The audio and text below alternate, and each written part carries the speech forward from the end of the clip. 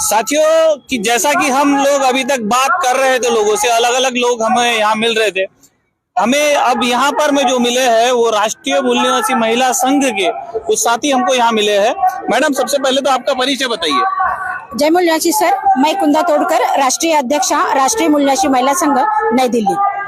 Madam, हमेशा ऐसी बात की जाती है कि महिलाओं का जो काम है वो घर से बाहर तक का नहीं जाता, लेकिन आज आपके माध्यम से एक बड़ा कार्यक्रम महाराष्ट्र में भी लिया गया और आज आप इस अधिवेशन में भी है।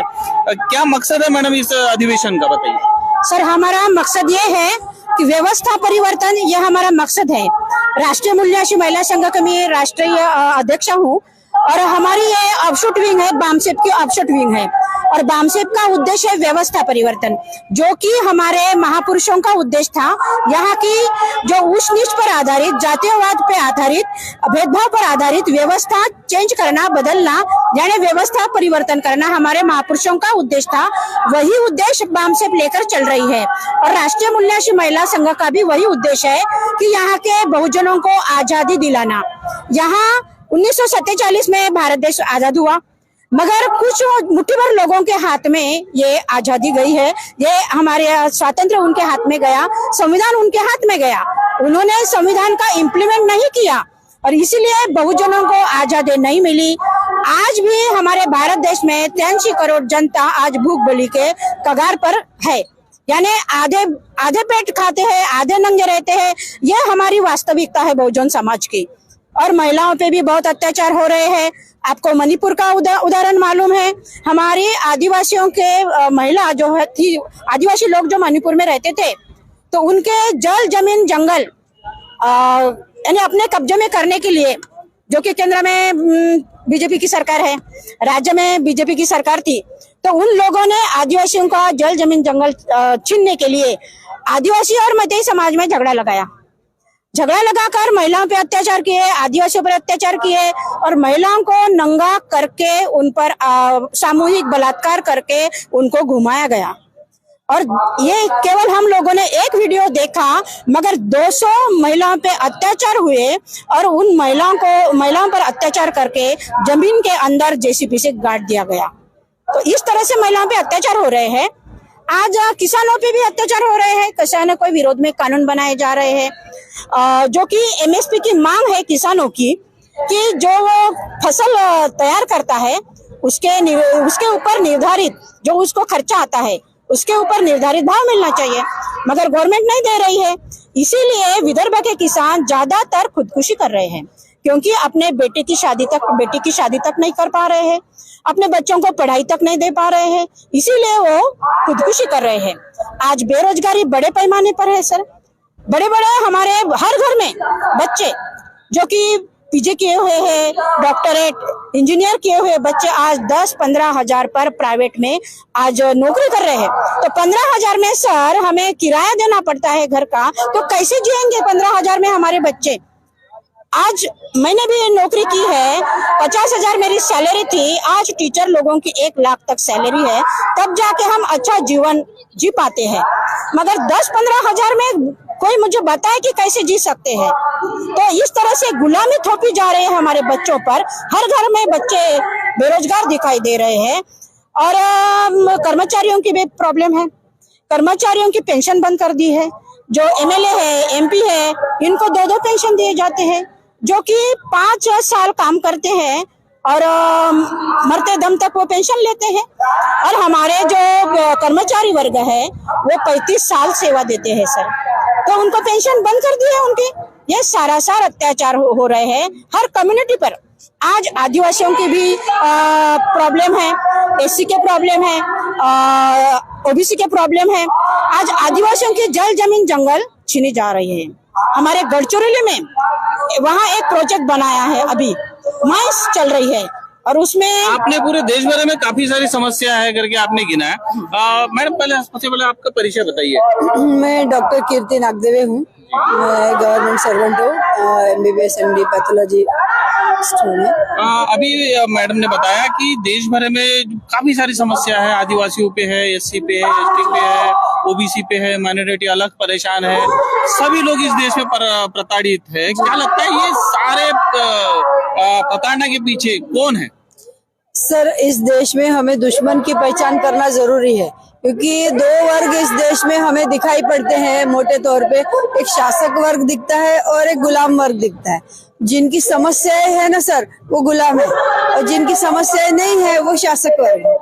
तो ये हमें मोटे तौर पे ये दिखाई दिया पड़ता है। और जिनकी समस्याएं है, वो जो गुलाम है, उनको एहसास भी नहीं है कि हम गुलाम हैं। ये महत्वपूर्ण बात है। तो हम ये संगठन के द्वारा दोस्त दुश्मन की पहचान कराई जा रही है। शासक वर्ग कौन है, गुलाम वर्ग कौन है, इसकी पहचान कराई है। क्या समस्याएं है, कैसी निर्माण की जा रही है, ये भी बताया जा रहा है। संविधान ने क्या क्या हक अधिकार दिए, ये भी बताया जा रहा है। तो महत्वपूर्ण बात, हम जो भी समस्याएं हैं इस देश में, तो उसके पीछे एक शासक वर्ग है। वो ही शासक वर्ग है जो प्राचीन काल में जिसने हमें अधिकार वंचित किया, वो अल्पसंख्यक ब्राह्मण है, जिनका डीएनए आज हमें पता चला है माइकल बामशा जी के रिपोर्ट में 2001 में कि वो ब्राह्मण पुरुषों का डीएनए विदेशी है, इस देश का नहीं है। तो ये स्वाभाविक सी बात है। आपके वक्तव्य से ऐसा पता चलता है कि जो ब्राह्मणों के साथ में जो महिला है, क्या वो विदेशी नहीं है? हाँ, वो विदेशी नहीं है।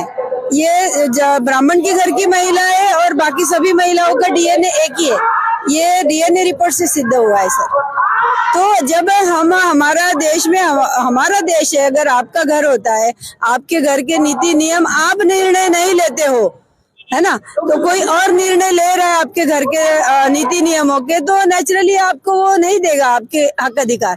तो इस देश में भी वही हो रहा है कि हमारा देश है, लेकिन हम पॉलिसी निर्धारित नहीं कर रहे हैं। हमारे लिए पॉलिसी कोई और विदेशी निर्धारित कर रहा है।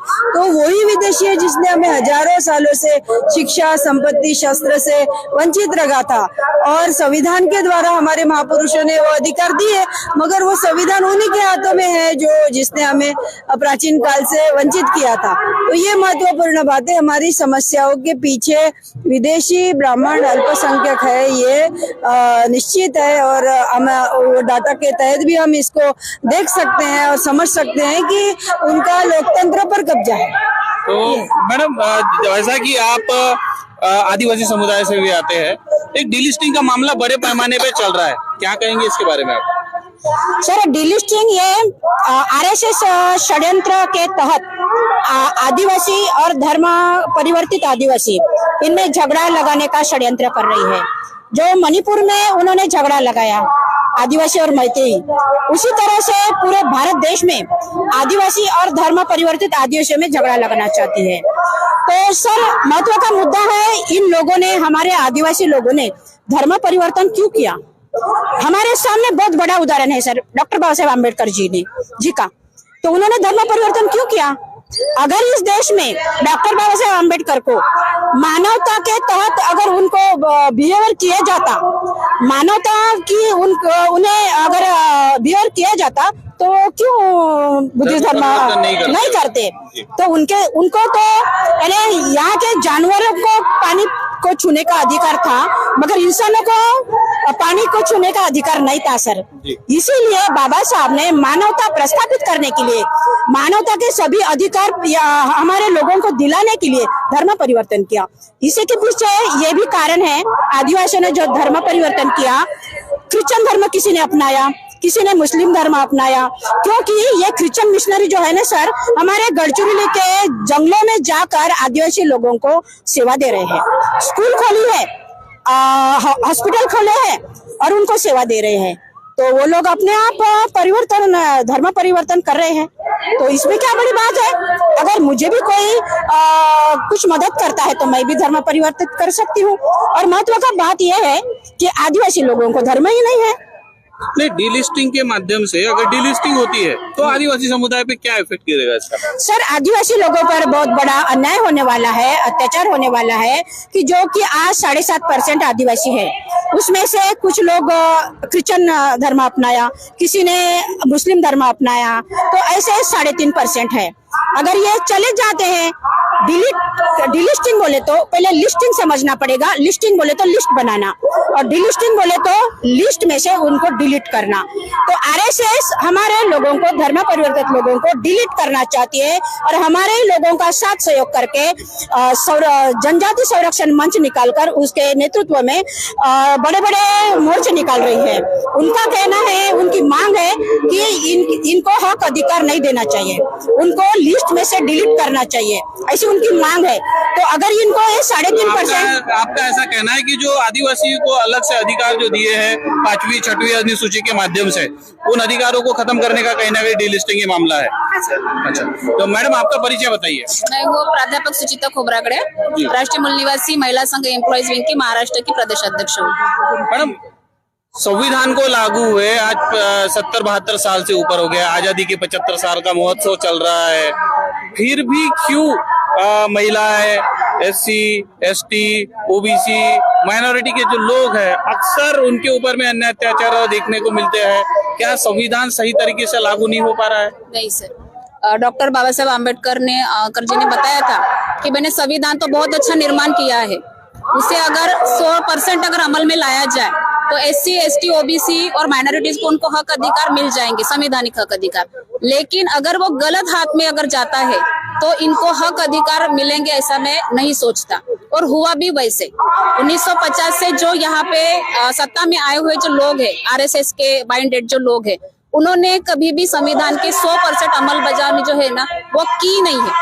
इसके वजह से क्या हुआ है कि आज भी गुलामी वैसे की वैसे ही है, जैसे अभी मैडम ने बताया था, और SC, ST को गुलाम बनाने के 100 तरीके उनके पास है। मैं तो बोलती हूँ कि उसके ज्यादा भी तरीके हैं उनके पास है, और 24/7 आवर्स वो वही काम करते हैं। बाबा साहब ने एक अधिकार और दिया था, वोट का अधिकार दिया था, उससे आप किसी को शासक बना सकते हैं या शासन से गिरा भी सकते हैं। तो क्या उस वोट का अधिकार का इस्तेमाल करके आप संविधान को पूरी तरह से लागू नहीं करवा सकते? सर, वोट का अधिकार मतलब बाबा साहब ने जो वोट का अधिकार दिया था उससे 1 वोट 1 वैल्यू था, मगर उस वोट का अधिकार ही नहीं था, सिर्फ वो हमें शासक बनाने का अधिकार था। यानी हम राजा बन भी सकते थे और राजा चुन भी सकते अपने मर्जी का। लेकिन आज जैसे काशीराम जी ने जब आंदोलन चलाया और उन्होंने नारा दिया था वोट हमारा, राज तुम्हारा नहीं चलेगा, तो ये शासक वर्ग जो ब्राह्मण वर्ग है इन्होंने समझा कि भाई सही में उनके पास तो वोट नहीं है, क्योंकि उनकी संख्या 3% है, जो कि अभी बिहार के जनगणना से साबित भी हुआ है। तो उन्होंने फिर EVM मशीन लाया, और वो EVM मशीन अब उससे हमारे वोट चोरी किए जा रहे, यानी हम जिसे चुनना चाहते हैं वो नहीं चुन पा रहे हैं। यानी हम राजा अपनी मर्जी से नहीं चुन पा रहे हैं और हम राजा भी नहीं बन पाएंगे भविष्य में। मैं आपसे एक सवाल ऐसा पूछना चाहता हूं कि वामन मेश्राम साहब आने वाले 31 जनवरी को एक बड़ा मोर्चा इलेक्शन कमीशन के ऑफिस में लेके जाने वाले हैं, तो उसमें राष्ट्रीय महिला संघ की क्या भूमिका होगी? सर, हम इस देश में 50% है। आज हमारे 50% महिलाओं की संख्या होने के बाद भी हमारे अगर हक अधिकार हमें मिल नहीं रही है। हमें महात्मा फुले जी से शिक्षा मिली थी, साहू जी से आरक्षण मिला था, और बाबा साहब से हमें संवैधानिक हक अधिकार मिले थे। अभी आज 25 तारीख है, आज मनुस्मृति दहन दिन है। तो ये जो प्राचीन जो किताब थी जिसमें शूद्र अति शूद्र के बारे में गलत लिखा था, उसको बाबा साहब ने जलाया था। और आज के 2023 में ये जो EVM है, ये आधुनिक मनुस्मृति का काम कर रही है, और उसको जलाने का काम नहीं, उसको तोड़ने का काम होगा। लेकिन उसके पहले 31 जनवरी को चुनाव आयोग के ऊपर जो महामोर्चा लेके जाने वाले हैं, उससे एक संदेश जाएगा कि अगर हमारे हक अधिकार पे अगर ब्राह्मण अगर कब्जा करते हैं तो हम उतनी ताकत रखते हैं कि हम EVM जरूर फोड़ेंगे, क्योंकि वही आज की आधुनिक मनुस्मृति है जो हमारे ऊपर गुलामी लादने की पूरी कोशिश कर रहे हैं। तो साथियों, आपने देखा कि राष्ट्रीय महिला मूल निवासी महासंघ जो है वो EVM के विरोध में और जो बैलेट पेपर है उसके समर्थन में भी दिखाई देता है। इस देश में सिर्फ SC, ST, OBC नहीं, तो इस देश की जो महिला है उनको भी गुलाम बनाया गया, और उस गुलामी को अभी तक बरकरार रखा गया है। और इस गुलामी से निकलने के लिए आज बामसेप का जो ये अधिवेशन है, एक बड़ा रोल यहाँ पर में नागपुर के भूमि से अदा कर रहा है। और आने वाले समय में बहुजनों का राज होगा। महिला जो 50% इस देश में है, वो भी इस देश की शासनकर्ता जमात होगी। तो ये समय आने तक हम हमारे चैनल के माध्यम से आपको हर वो खबर दिखाते रहेंगे। मैं राकेश गजबे, कैमरामैन सनी सहारे के साथ, नागपुर। धन्यवाद।